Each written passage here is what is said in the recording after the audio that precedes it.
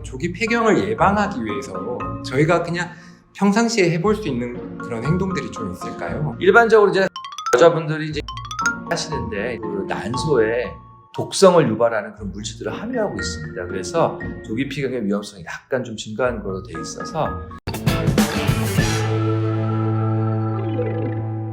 안녕하세요. 저는 강남 세브란스병원 산부인과에서 교수로 재직하고 있는 조시현입니다.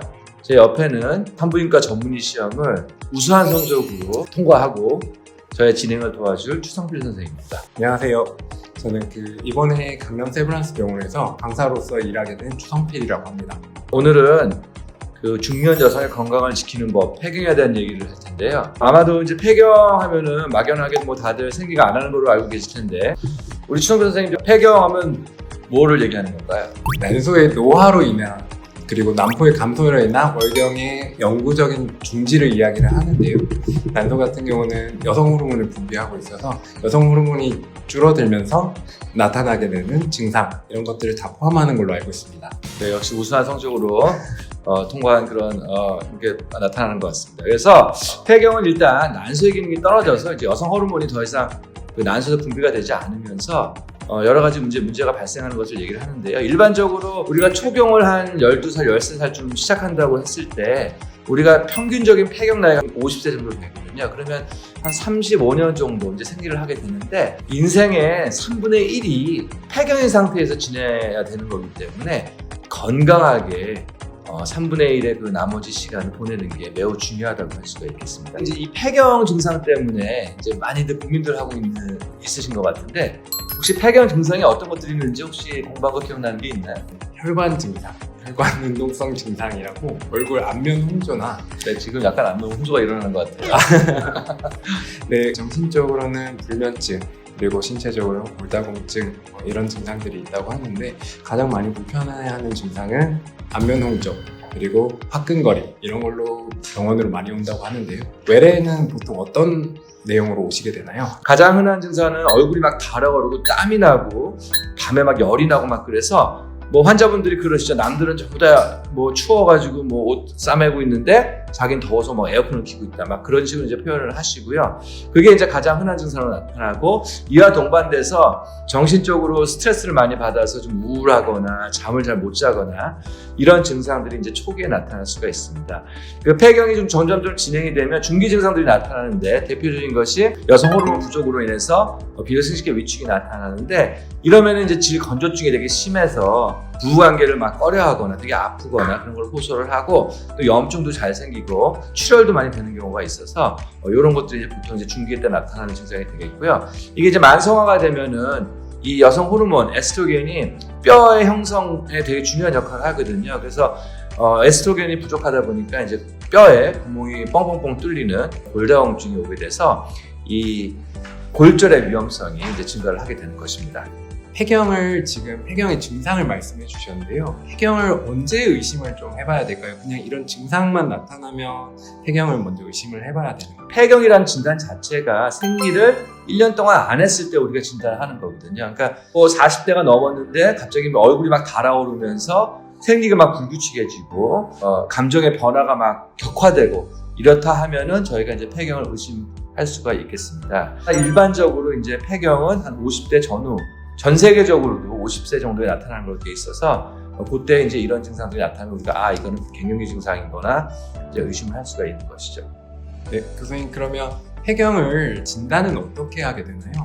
이제 생리를 약간 불규칙하게 하는 경우에 이제 이런 갱년기 증상이 일어나는데 본인이 이제 폐경인지를 좀 알고 싶어하는 경우들이 있거든요. 이런 경우에는 피 검사를 통해서 호르몬 수치를 측정해서 폐경 여부를 저희가 진단할 수가 있고요. 일반적으로 이제 갱년기가 됐을 때 이 호르몬 수치들이 변동이 매우 심합니다. 그래서 한 번의 검사 갖고 저희가 진단하지는 않고요. 일반적으로 한 3개월에서 6개월 정도, 2번 정도 연속으로 해서 FSH라는 수치가 높게 나오면 폐경으로 진단할 수가 있습니다. 제 나이 또래 주변에 보면 조기 폐경을 좀 걱정하는 분들이 있는데요. 그 조기 폐경은 도대체 어떤 것이며 어떻게 진단이 가능할까요? 추성필 선생님 그 조기 폐경에 대해서 공부 많이 했을 것 같은데 이번 조기 폐경을 어떻게 진단하던가요? 조기 폐경의 같은 경우는 조기라는 거는 결국 원래 폐경을 해야 되는 시기에 앞서서 한다고 해서 조기 폐경, 그래서 40세 이전에 하는 폐경을 얘기를 하는데요.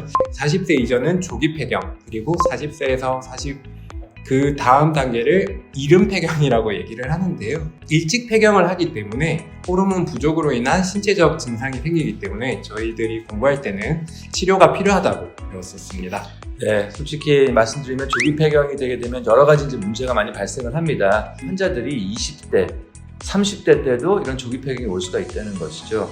조기 폐경이 오게 되면 난소가 이제 기능을 더 이상 하지 않기 때문에 여러 가지 그런 폐경과 연관된 증상이 나타나지만 무엇보다도 임신을 할 수 없다는 그런 문제가 발생하기 때문에 우리가 이런 환자들에게는 여성 호르몬을 보충을 해서 치료를 해야 되고요. 이 조기 폐경 환자들이 문제가 되는 게 뭐냐면 장기적으로 봤을 때 아까 골다공증 생긴다 그랬죠. 골다공증의 위험성이 매우 증가하는 것으로 되어 있고 또 하나는 심혈관계 질환이 또 증가할 수가 있습니다. 그래서 이런 것들을 예방해 주기 위해서 조기 폐경이 진단이 되게 되면 일반 사람들의 폐경 나이 아까 50세라고 말씀드렸는데 50세까지는 우리가 호르몬 치료를 해서 호르몬을 보충을 해서 이런 것들을 예방해 주는 치료를 하고 있습니다. 조기 폐경의 시기를 호르몬 치료를 하게 되면 생리를 유발할 수 있습니다. 하지만 이게 난소의 기능이 완전히 돌아온다는 그런 개념은 아니고요. 외부에서 이제 호르몬을 보충해주는 그런 효과이기 때문에 결국에 증상들을 완화시키면서 심혈관계 질환이나 그 다음에 골다공증이나 정신적인 그런 좀 지지해주는 그런 역할을 한다고 할 수가 있어서 어쨌든 치료는 꼭 해주시는 게 좋습니다.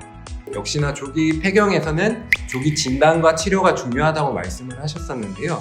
그러면 조기 폐경을 예방하기 위해서 저희가 그냥 평상시에 해볼 수 있는 그런 행동들이 좀 있을까요? 일반적으로 이제 흡연, 여자분들이 이제 흡연을 하시다 보면은요, 그 담배에서 그 난소에 독성을 유발하는 그런 물질들을 함유하고 있습니다. 그래서 조기 폐경의 위험성이 약간 좀 증가하는 걸로 돼 있어서 아무래도 이제 흡연은 이 조기 폐경뿐만 아니라 여러 가지 만병의 원인이기 때문에 금연을 하시는 걸 권장을 합니다.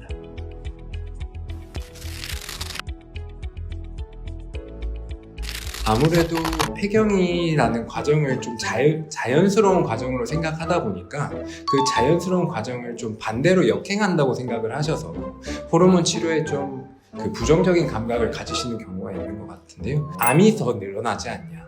아니면 이것 때문에 오히려 살이 찌지 않냐? 이런 질문들을 많이 하시더라고요. 교수님, 환자분들이 질문하시면 어떻게 대답해 주세요?